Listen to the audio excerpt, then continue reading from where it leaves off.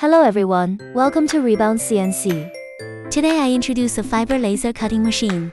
It is used for cutting metal materials, such as carbon, steel, aluminum, stainless steel. This is the control system of the machine. It is used to control the laser work and fast movement of machines. We can also use it to draw. This machine comes with a wireless remote control, so we can use it to operate the machine more easily. If you need this machine, you can leave a message in the comment area or contact my WhatsApp.